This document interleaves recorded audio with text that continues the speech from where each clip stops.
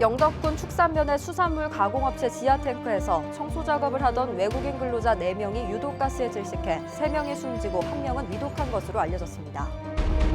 포스코가 이딴 산재 사고에 대한 언론 보도와 관련해 지역 노동인권 운동가인 권영국 변호사에 대해 민형사 소송을 제기했습니다. 포스코가 비판 여론에 재갈을 물리려 한다는 비판이 나오고 있습니다.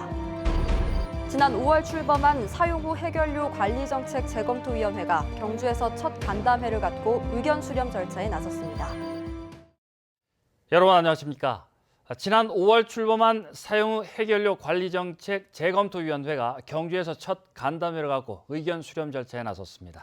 간담회에선 원전 내 임시저장시설 확충 등 다양한 의견이 쏟아졌고 위원회는 지역 의견 수렴을 위한 지역 실행기구를 하반기에 구성할 예정입니다. 임재국 기자가 보도합니다. 사용 후 해결료 재검토위원회가 출범한 지 넉 달 만에 처음으로 경주에서 간담회가 열렸습니다. 당초 지역 주민들을 배제한 채 위원회를 구성해 반발이 컸고 간담회에서도 지역의 특수성을 감안해야 한다는 의견이 이어졌습니다. 중립적으로 공정하게 하겠다는 의도로 그렇게 한 걸로 지금 보여집니다만은 실질적으로는 각 지역의 특성에 따라서 지역 의견이 충분히 수렴되고 반영되어야 된다고 보고 있습니다. 저희들은 별도로 이제 원전 소재 지역 주민을 위주로 해서 별도로 지역 공론화가 따로 분리해서 공론화가 진행되어야 된다는 그 얘기입니다. 지역 반발에 대해 재검토위원회는 경주와 울진, 기장 등 원전 5개 지역별로 의견 수렴을 위한 지역 실행기구를 별도로 구성하기로 했습니다. 지역에 있는 특히 임시 저장 시설 확충 문제에 대해서는 지역 주민들의 의견을 수렴하고자 왔고 또 그를 위한 지역 실행기구를 구성하면 그 실행기구를 통해서 지역 주민들의 의견을 수렴하고자 합니다. 지역 주민 등 10명 이내로 구성되는 지역 실행기구는 주민 설명회와 토론회, 여론조사를 통해 지역 의견을 만들어 재검토위원회에 제출합니다. 의견 수렴 전문가 한 분, 그다음에 지자체 담당 국장님 한 분, 그다음에 저희 시 같은 경우는 시의회를 대표로 해서 당연직으로 원전특위위원장님이 들어가시고 그 외에는 지역 주민 대표로 해서 구성을 할 예정입니다. 한편 재검토위원회는 원전 지역별로 지역 실행기구가 만들어지면 협의체를 구성하고 여론조사 기관을 선정해 오는 10월부터 지역 의견 수렴 프로그램을 본격적으로 실행합니다. MBC 뉴스 임재욱입니다. 포스코 노동조합은 기본급 2% 인상 등을 담은 2019년 임금 및 단체 협상 잠정 합의안에 대해 조합원 찬반 투표를 실시해 86.1%로 가기로 했다고 밝혔습니다. 포스코 노사는 국내외 경제 상황 악화를 감안해 예년보다 낮은 수준에서 기본급 인상에 합의했습니다. 하지만 금속노조 포스코 지회는 성명서를 내고 대표 노조인 한국노조가 밀실 합의를 통해 일방적인 결과를 도출한 뒤 금속노조 조합원은 찬반 투표에서 배제하는 등 공정 대표 의무를 위반했다며 법적 대응에 나서겠다고 밝혔습니다. 포스코가 이딴 산재 사고에 대한 언론 보도와 관련해 지역의 노동인권 운동가인 권영국 변호사를 검찰에 고소하고 2억 원의 손해배상 청구 소송도 함께 제기했습니다. 검찰은 사실상 혐의가 없다고 보고 각하 처분을 내렸는데 지역의 시민사회는 포스코가 이딴 산재에 대한 비판 여론에 재갈을 물리려 한다고 비판했습니다. 장성훈 기자입니다. 포스코는 지난 7월 경북노동인권센터 소장인 권영국 변호사를 명예훼손 등의 혐의로 서울중앙지검에 고소하고 2억 원의 손해배상 청구 소송도 냈습니다. 권 변호사가 산재 발생과 관련한 언론 인터뷰에서 포스코는 견제 세력이 없기 때문에 문제가 생겨도 개선되지 않고 은폐되며 여론을 움직여 사안을 왜곡하거나 축소한다고 발언한 게 명예훼손이라는 겁니다.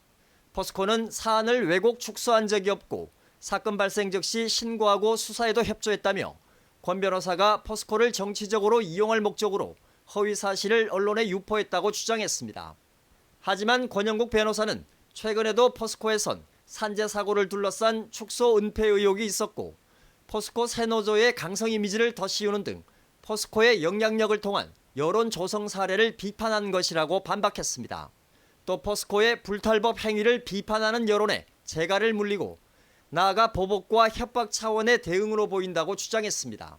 실제 포스코 내부에서도 산재 원인인 열악한 작업 여건이 여전히 개선되지 않고 산재 관련 사항이 투명하게 공개되지 않는다는 주장이 나오고 있습니다.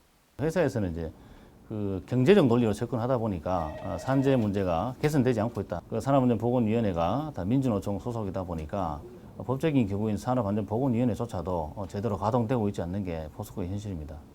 정치권과 시민단체들은 포스코의 법적 대응은 비판 여론 자체를 인정하지 않겠다는 구시대적인 행태라고 비판했습니다. 산재를 은폐하려는 의혹 또한 사실상 있어 왔습니다. 그런데 이걸 비판한다고 해서 민형사상의 어떤 책임을 묻고 소송을 제기하고 하는 것은 비판 여론의 재갈을 물리는 시도로.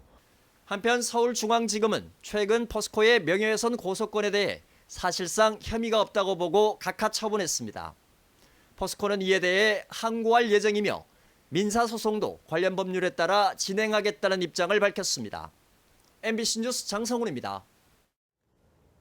포항시 대잠동 중앙하이츠 주민들은 오늘 기자회견을 열어 양학공원 아파트 건설을 반대한다고 밝혔습니다.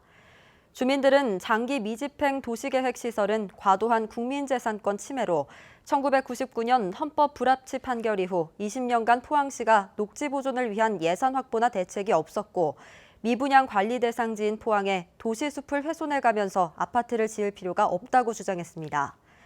이에 대해 포항시는 94만 제곱미터인 양학공원은 보상비만 1,000억 원 이상으로 추정돼 공공토지 비축 제도로도 감당하기 어려운 실정이라며 기존 아파트와의 조망권이나 일조권은 이격 방안을 마련하고 있다고 해명했습니다. 앞서 전해드렸듯이 영덕의 수산물 가공업체에서 지하 탱크를 청소하던 외국인 근로자 3명이 질식해 숨지고 1명이 위독합니다. 기본적인 안전장구조차 갖추지 않았는데 매번 안타까운 사고가 반복되지만 허술한 안전관리는 개선되지 않고 있습니다. 박성화 기자입니다. 119 구조대원들이 정신을 잃은 외국인 근로자를 급히 들것으로 옮깁니다. 이어 가스 중독으로 숨을 쉬지 않는 근로자들에게 심폐소생술을 실시합니다. 오늘 낮 2시 반쯤 경북 영덕군 축산항에 있는 오징어 가공업체 지하탱크에서 태국과 베트남인 근로자 4명이 의식을 잃은 채 발견됐습니다. 119 대원들이 30분 만에 이들을 구조했지만 42살 태국인 A씨 등 3명이 숨지고 1명은 의식불명 상태입니다.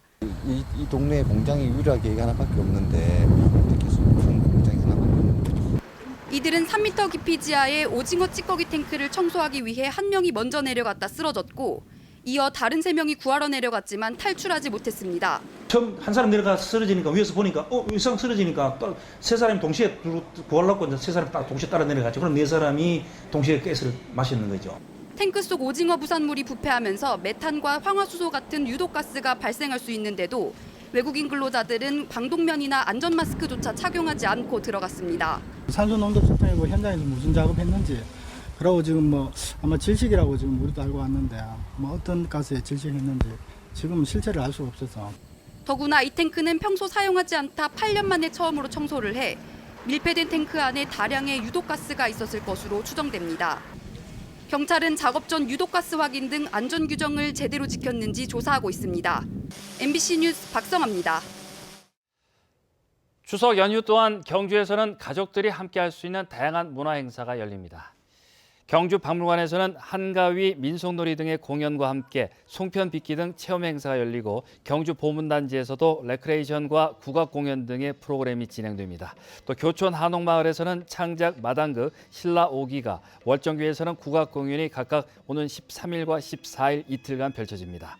경주 엑스포 솔건미술관에서도 오는 15일 콘서트가 열리는 등 연휴 기간 경주에서는 다양한 문화 프로그램이 진행됩니다. 한국수력원자력 월성원자력본부는 오늘 오전 11시 월성 3호기의 발전을 정지하고 45일 동안 계획 예방 정비에 들어갔다고 밝혔습니다. 월성본부는 이 기간 동안 월성 3호기의 법정 검사와 증기 발생기 튜브 와전유 탐상 검사 등 안전계통 정비와 설비 점검에 나섭니다. 오후 4시를 기해 포항과 경주에 내려진 폭염특보가 해제됐습니다. 내일은 정체전선의 영향으로 경북 동해안과 울릉도 독도에 비가 내리겠습니다. 목요일에는 소강 상태에 들겠고 연휴 기간 동안 별다른 비 소식은 없겠습니다. 안수진 기상캐스터입니다. 오늘 해가 지고 포항과 경주에 내려졌던 폭염특보는 해제가 됐습니다. 내일은 나오실 때 우산 챙기셔야겠습니다. 현재 중부지방에 머물고 있는 정체전선이 내려오면서 새벽에 북부 동해안을 시작으로 오후가 되면 남부 동해안에도 비가 내리겠습니다. 울릉도와 독도에는 온종일 비가 내렸다 그쳤다를 반복하겠는데요. 예상되는 비의 양은 경북 동해안과 울릉도 독도에 5에서 40mm입니다. 비가 내리면서 늦더위는 물러가겠습니다. 울진의 낮 최고 기온 24도까지 떨어지겠고요. 그 외 지역들도 오늘보다 기온이 3에서 5도가량 낮겠습니다. 내일까지 동해상으로는 돌풍과 함께 천둥, 번개 치는 곳이 있겠습니다. 바닷길 이용하시는 분들은 참고하시기 바랍니다. 자세한 내일 날씨 알아보겠습니다.